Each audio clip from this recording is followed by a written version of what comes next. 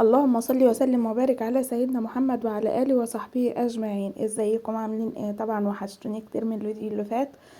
قلنا نيجي النهارده بطبخه لذيذه وسهله وبسيطه كده وعلى قد الايد. طبعا كنا داخلين على رمضان مفرزين حاجات وطالعين من رمضان لسه عندنا من تفريزات الخضار والسمنه والكلام بتاعنا ده كله. الحمد لله شهر الخير والبركه وكل حاجه فيه حلو. ما تنسونيش بقى في لايك وشير وسبسكرايب للقناة لو عجبكم الفيديو، وان شاء الله هيعجبكم لان اكلتنا من الزمن القديم، الزمن الجميل. ليت الزمن يرجع بنا لورا كده يا جماعة ونعيش في امان تاني، وربنا يخلينا لأهالينا ويحفظهم لنا يا رب العالمين. تعالوا كده نشوف اكلتنا النهاردة بنوع خضار ربنا يخضر كل ايامنا يا رب. نزلنا كده بحبة زيت على معلقة سمنة بلدي كده عشان تديك الطعم والريحة الجميلة جدا وتفكرك بروايح زمان، مع البصل المتكرمل دوت. احنا مش هنعمل رز صيادية ولا كلام من ده.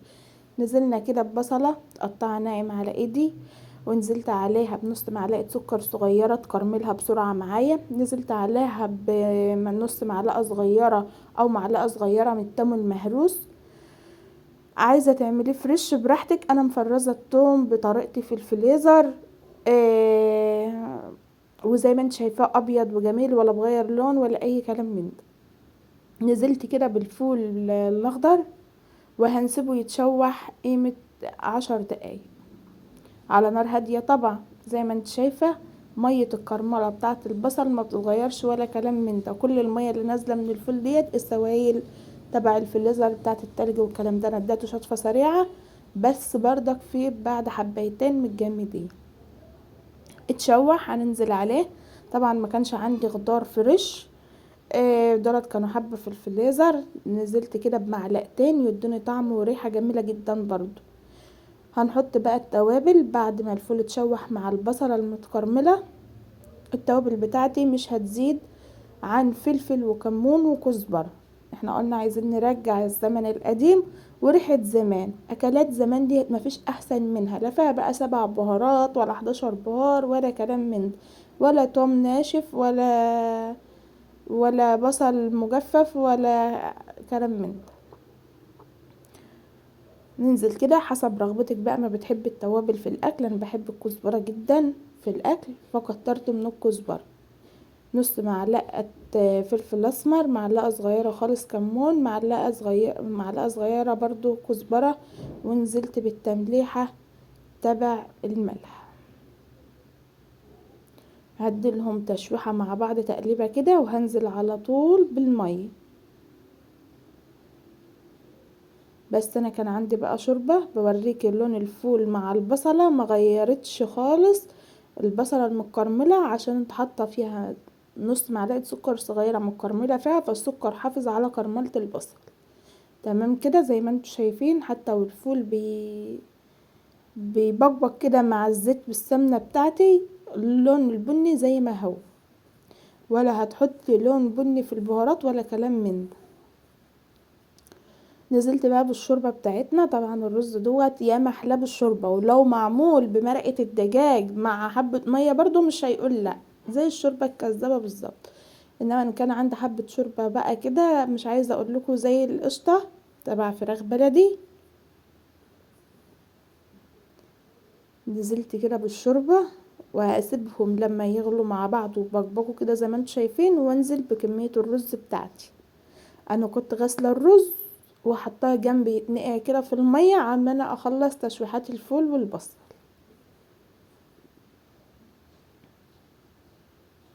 تنسيش تحطوا لي اللايك على فكره يا جماعه، اللايك والكومنت بيفرق معايا جدا. لقيت الرز بتاع اللي انا غسلاه كتير، فقلت ارجع المعلقتين دولت واسيب على قد الكميه. انا عايزه كل الرز يبقى شارب من الفول ويبقى غرقان فول كده. بحب كشر الفول جدا. انا كنت عايزه اكل الفول دوت بصلصه وجيت اقول بصلصه جوزي قال لي مش هاكل، فقلت خلاص نعمله برضو بكشري. وكده كده رجع لبعضه في الاخر، كشري زي صلصه. للامانه كده حطيت معلقة صلصة قبل ما المية غلت حتى بالرز.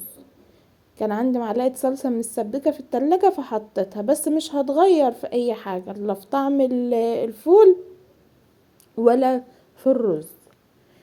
وكده كده المية الكرملة بتاعت البصلة عطياكي لون جميل وخطير جدا في الكشري بتاعنا. يعني الصلصة ديت للناس اللي ما بيبقوش مكرملين البصل. زي ما انتوا شايفين، بحب انا البقبقة والحاجات الفول والخضرة اللي بتظهر على الوش دي. ليت الزمن يرجع بنا لورا. لا اله الا الله. الرز بتاعي بقبق نشف كده من الشوربة او المية، هنهدى عليه النار وما تقلبوهوش غير لما تهدى عليه النار يتردد وتلدن كده 3 دقايق. بعد كده اديله تقليبة بايد خشب، بايد المعلقة زي ما انتوا عايزين، معلقة خشب عفوا، او بالمعلقة او بايد مقصوصة. تمام. زي ما انت شايفة الرز مفرفر وجميل جدا. مش عايزة اقول لكم على الطعم والريحة. يعني انا كشفت الغطا ورجعت غطيت الحلة كم مرة من الريحة. بوريكم جنوب الحلة، لا شطة ولا اي كلام من ده. في الوقت دوت انا كنت اديته تقليبة بالمعلقة كده. هنهدي عليه النار بقى ويتلدن مع نفسه كده، وبعد كده نغرفه ونقدمه ونشوف طريقة تقديمه. اعملي بقى جنبه سلطة خضراء، سلطة الدقوس، السلطة اللي انت تحبي تاكليها، إيه، جرجير، حبة مخلل، بطاطسية مقلية، بيض مسلوق، زي احتياجات الكشري والكلام من ده. بس انا اكتفيت البطاطس المقلية صوابع كده مقرمشة زي الفل مع الليمون المخلل. يعني ولا عملت سلطة جنبه ولا كلام من ده. انت بقى زي ما تحبي تقدميه وتاكليه وتستطعميه كليه.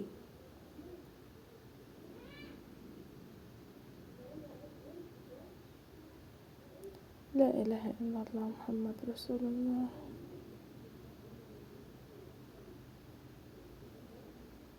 زي ما انت شايفة كده بوريكي، زي ما انت شايفة كده بوريكي كده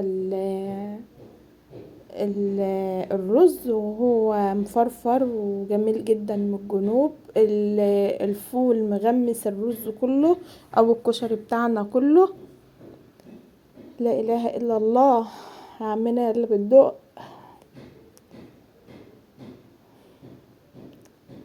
يلا بقى اشوفكم في فيديو جديد، ويا رب يكون الفيديو عجبكم وكان خفيف على قلوبكم. ما تنسونيش في اللايك بيفرق معايا جدا، واي كومنت لو هتصلوا على الرسول في اي كومنت بتكتبوا منكم زي الفل. مع السلامة واشوفكم في فيديو جديد ان شاء الله.